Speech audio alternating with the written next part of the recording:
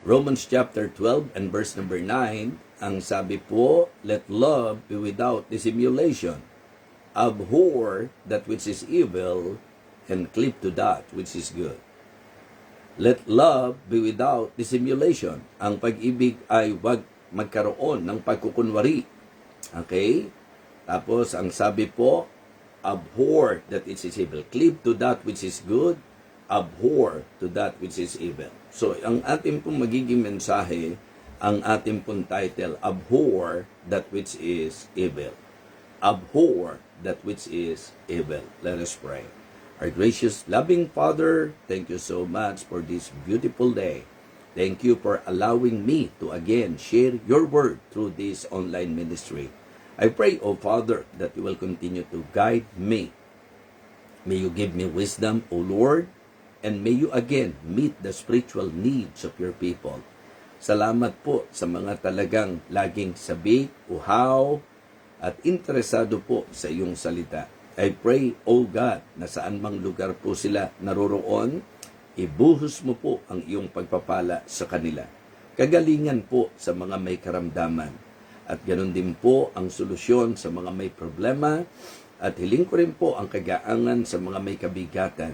Lord, again, sa iyo ko po ipinagkakatiwala ang aming pagsasalo-salo.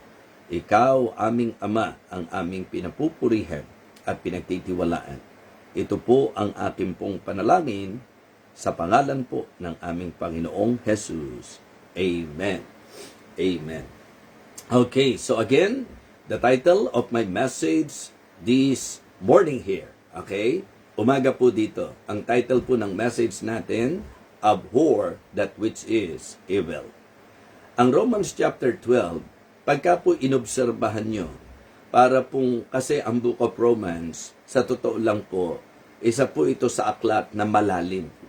Sa usapang doktrina, napakalalim po mga minamahal. And that is the reason why we need to study talagang deeper dito po sa aklat na ito. But noticeable na doon po sa masasabi nating presentation ni Apostle Paul ng doktrina, parang makikita nyo po na pagdating sa chapter 12, nag-shift si Apostol Pablo mula po sa usaping doktrina sa naging usaping buhay, mananampalataya, practical Christian living.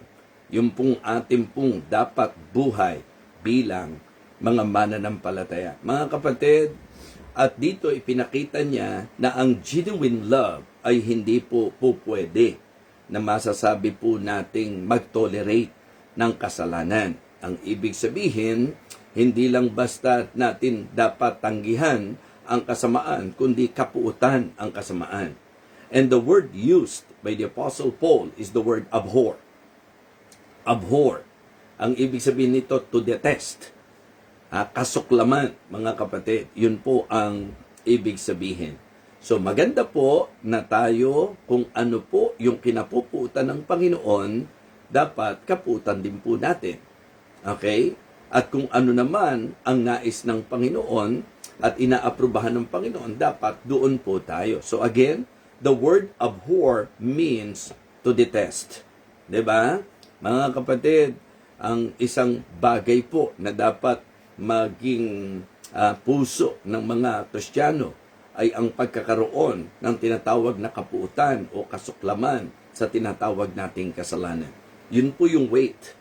Nung sinabi po ni Apostle Paul, let love be without dissimulation. Diba? Abhor that which is evil and cleave to that which is good. So, ang punto po, yung genuine love, hindi po pwedeng magtotolerate ng kasalanan. Okay? So, kaya dito po, magandang mapaalalahanan po tayong lahat.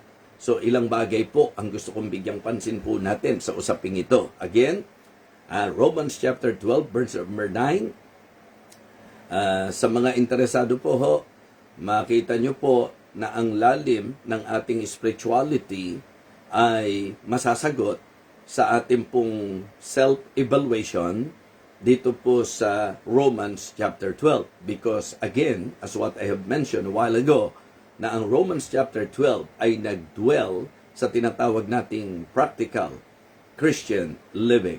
Yung buhay po ng mga tunay na mananampalataya. Pinasimulan nga po yan sa katanggap-tanggap na hain, katanggap-tanggap na paglilingkod. Yan po ang opening ng Romans chapter 12, di po ba? And then, in line with that, ito nga po yung sinabi niya sa verse number 9. Let love be without dissimulation, abhor that which is evil, and cleave to that which is good. And we should feel the heart of God sa sulat na ito ni Apostol Pablo. Mga kapatid, ang ating pong magandang bigyang pansin sa ating pag-aaral na ito ay ang pagkilala.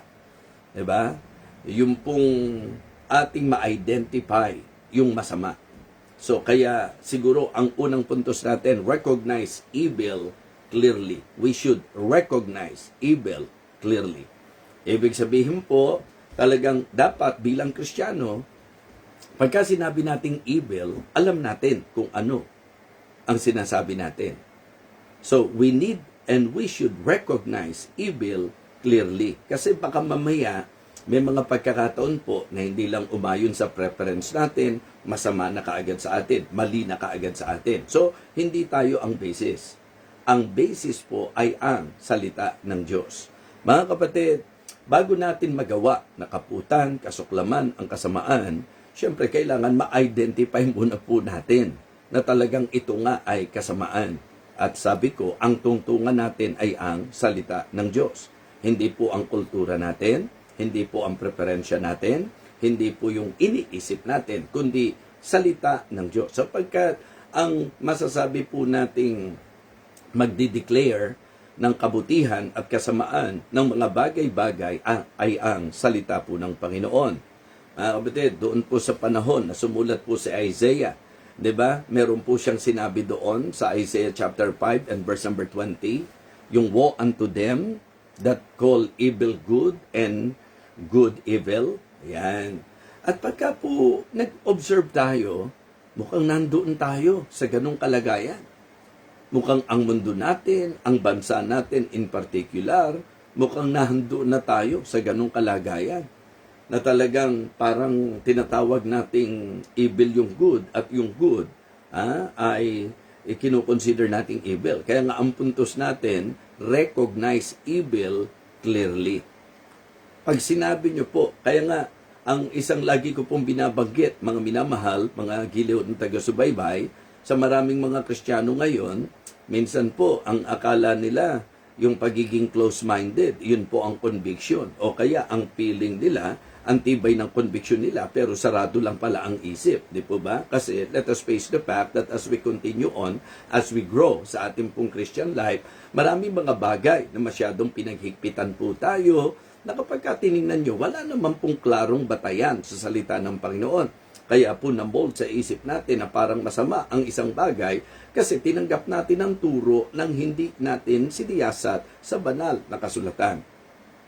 Kaya sa pagsulong natin at sa paglago natin sa ating Christian life, nare-realize natin na dapat hindi sarado ang isip natin. So dapat talagang para sabihin nating masama kasi sinabi talaga ng Bible na masama. Pag sinabi po nating mali, kasi sinabi talaga ng Bible na mali.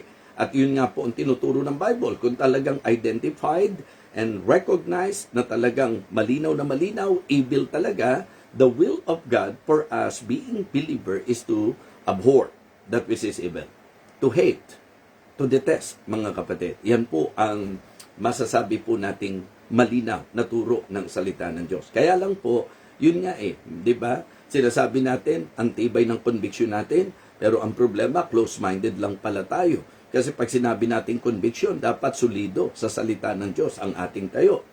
Yung iba naman, ang nakakalungkot, yung medyo tinitingnan mong close-minded yung mga naninindigan at ang tingin mo sa sarili mo, open-minded ka, na talagang lumalabas na compromiser ka na pala, na kung saan talagang gusto mo lang palang magawa yung mga gagawin mo ngayon at ginagawa mo ngayon.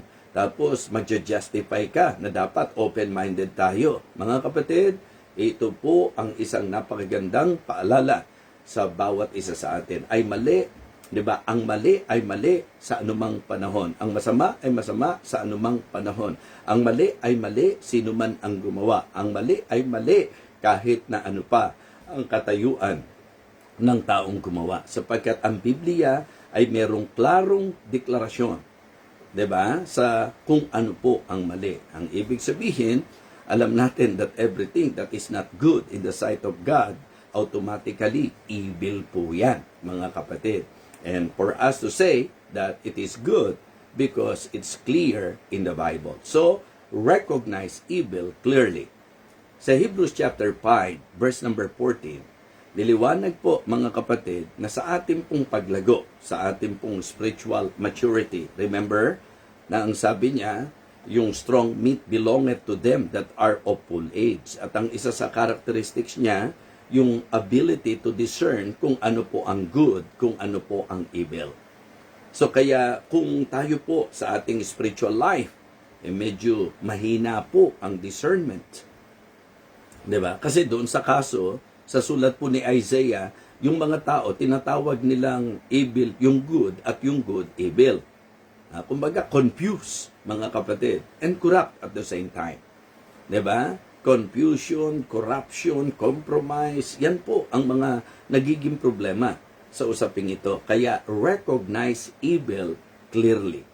So, ang sabi po ng Hebrews chapter 5 verse number 14, yun daw pong mature, yun daw pong growing Christian, ang isa sa manifestation nito ay ang kakayahan po niya na ma-discern kung ano po ang mabuti at kung ano ang masama.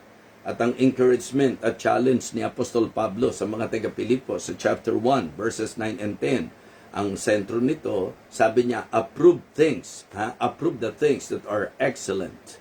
So, dapat kasi bilang Kristiyano, ang talagang atin pong titingnan kung ano yung tama sa Diyos, kung ano yung mabuti sa paningin ng Diyos, at kung ano yung aprobado po ng ating Panginoon. Mga kapatid, subukin natin ang lahat sa pamagitan po ng salita ng Diyos. We need to test everything by Scripture. And then, develop yung pong tinatawag na spiritual discernment, yung ating pong growth bilang mga mananampalataya.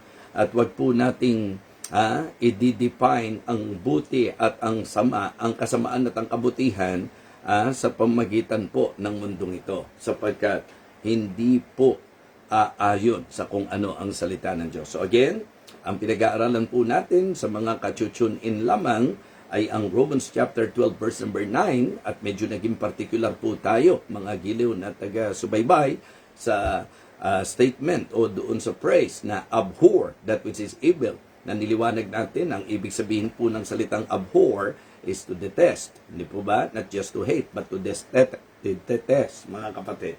Yan po ang ating pong kasuklaman. Yan po ang mas malinaw na malinaw po sa atin. Okay?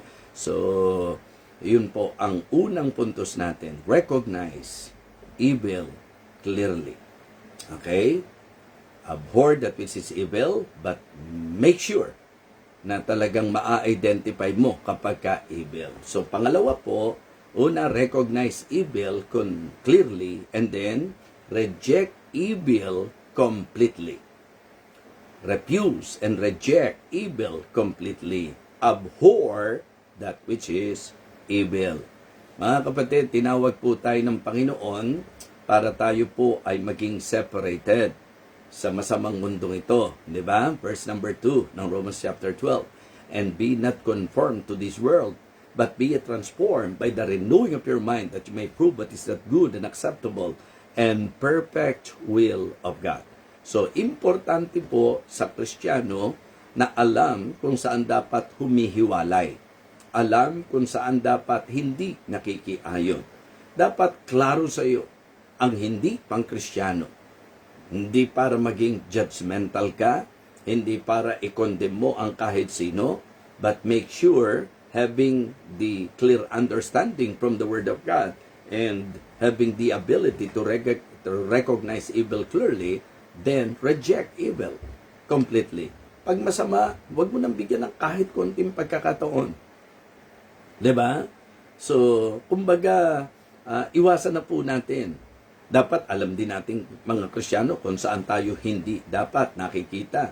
Diba? Abstain from all appearance of evil. And then, niliwanag din po mga kapatid na huwag natin bibigyan ng puwang ang dyablo. So, una po, recognize evil clearly. Pangalawa po, refuse or reject, diba? Evil completely. Yun po ang dapat maintindihan. So, sa Philippians, 1 Thessalonians, I believe, 1 Thessalonians chapter 5, verse number 22, yung sinabi pong abstain from all appearance of evil. Ganon din po sa Psalm chapter 97, verse number 10. Ye that love the Lord, hate evil. Yung mga nagmamahal daw po sa Panginoon, kinapuputan ang kasamaan. Hindi po pwedeng pagyakapin po natin sa buhay natin ang Panginoon at ang kasamaan. Hindi po pwede, mga kapatid. Kumbaga, yung sinabi ni Pablo sa mga taga-Efeso sa chapter 5, Ephesians chapter 5, verse number 11, di ba? Sinabi po dyan doon, and have no fellowship with the unfruitful works of darkness, but rather reprove them. Yun po, mga kapatid. So, refuse sinful habits. Diba? Mga kapatid, and then avoid yung mga ungodly influences. Ang ating pong isang dapat maging hakbang bilang Kristiyano, alam mo ng masama, alam mo ng may impluensya ng kasamaan, so i-avoid na po natin. Diba? Refuse sinful habits and avoid ungodly influences. Pagka hindi po impluensyang maka-Diyos, medyo mas maganda po, para bang ang concept, plea temptation, kaysa sa tayo po ay kumbaga, tingnan nating lightly, parang ganun po. Wag, mga kapatid.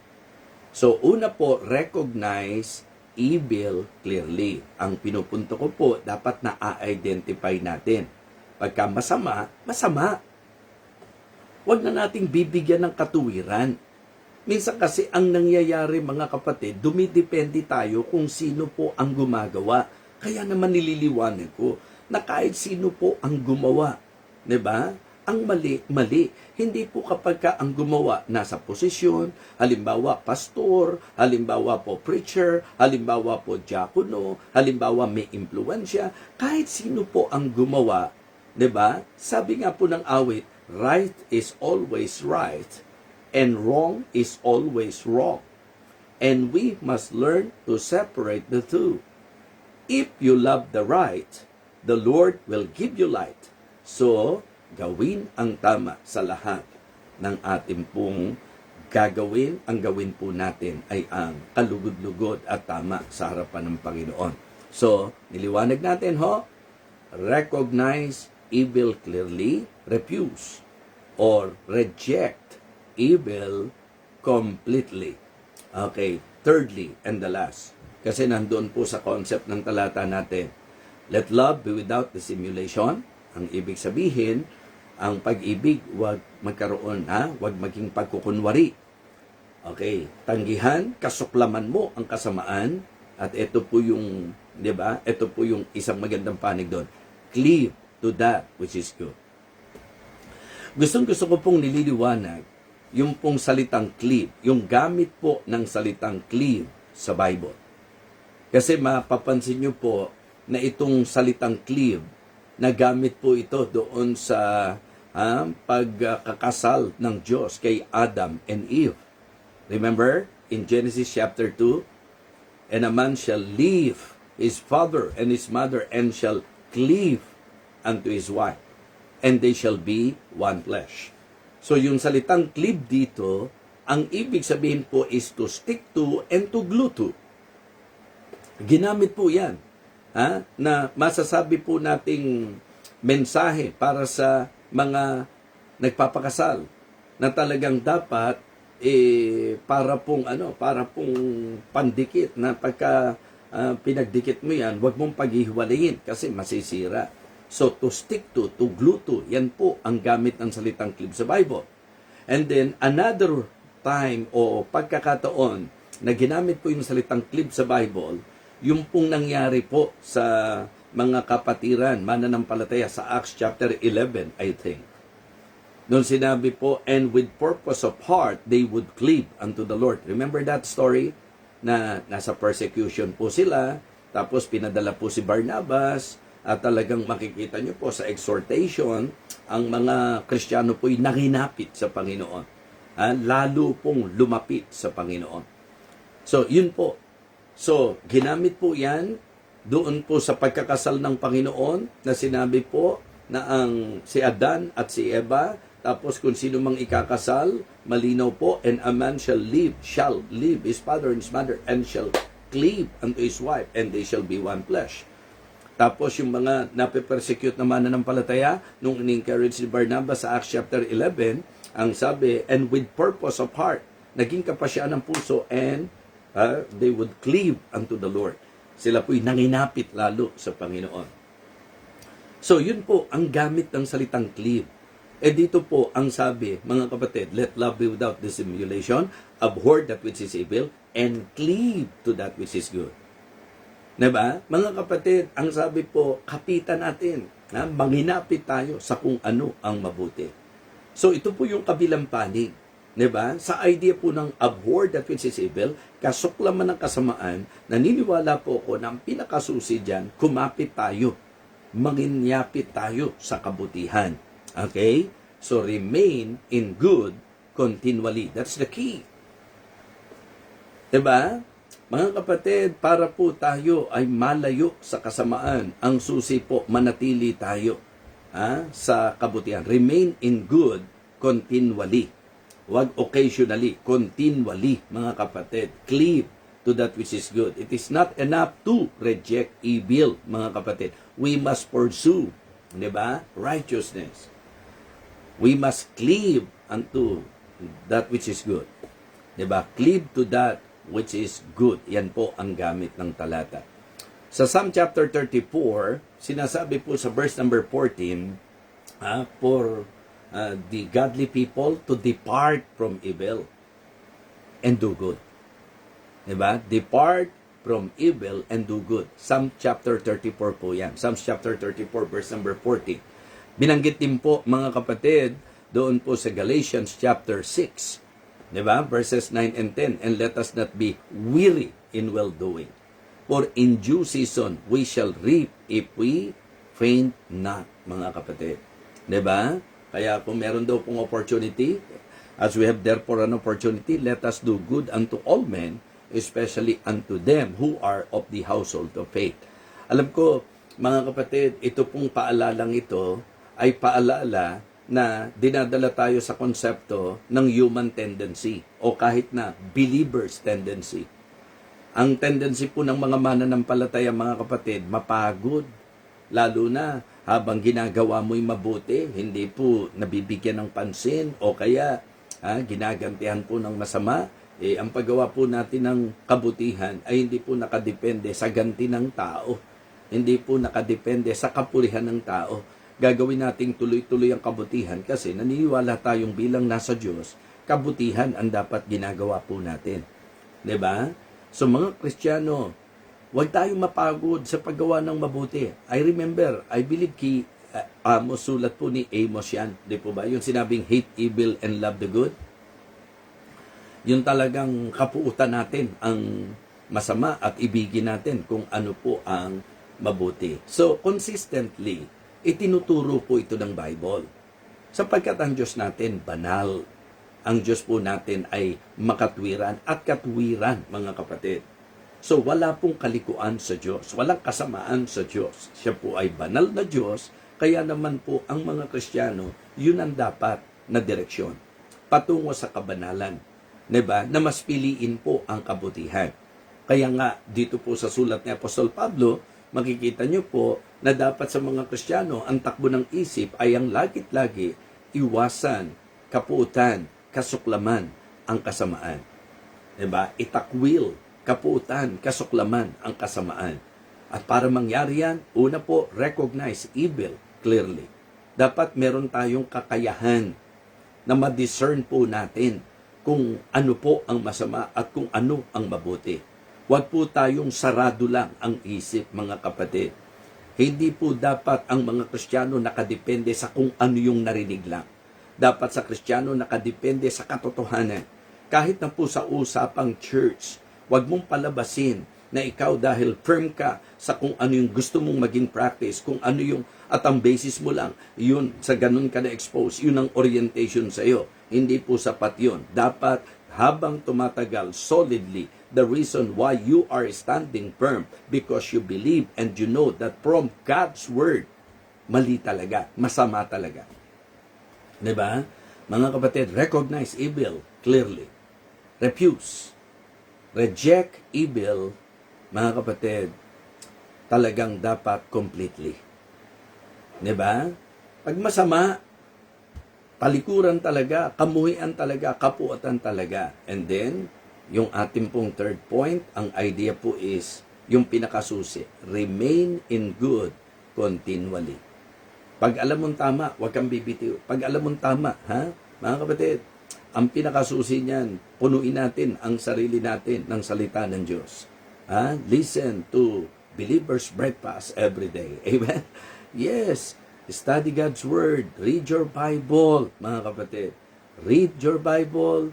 Study your Bible. Search. Dig deeper. And then memorize. Apply. Diba? Absorb. Apply. Yan po ang magandang magagawa po natin. So, fill your life with God's Word. So, maganda rin po, laging, pag alam mo ng tama, gawin mo na.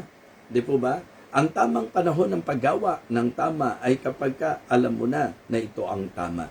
So, dapat mga kapatid, alam natin kung ano po ang mabuti at kung ano ang masama. So, dito po sa ating naging pag-aaral, mga kapatid, ang buhay na gusto ng Diyos sa atin ay buhay na naaayon sa Kanyang kalooban. Sapagkat ang kabutihan ay sa Diyos at ang kabutihan, di ba, ang Diyos. Siya po ang masasabi nating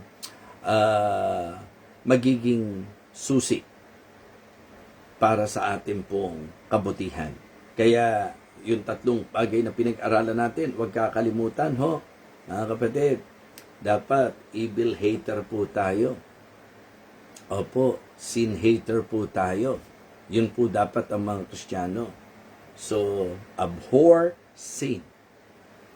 Diba? Adhere to the Savior, mga kapatid, and abound sa ating pong spiritual life. Ito ang mensahe po ng Panginoon. Abhor that which is evil. Ang ibig sabihin ng abhor is not just to hate, but to detest. Hindi lang kamuhian, kundi kasuklaman. At hindi. Yan po ang mensaheng hatid ni Pablo dito po sa Roma 12 at talatang 9. Mga kapatid, mga minamahal, nawa, muli po tayong napagpala sa napakayamang salita po ng ating Panginoon. Alam nyo, hindi natin kayang ubusin, diba? Hindi natin masasayod ang talagang pagpapalang taglay ng salita po ng Diyos. Kaya tuloy-tuloy lang po sa pag-aaral at na-appreciate ko po kayo.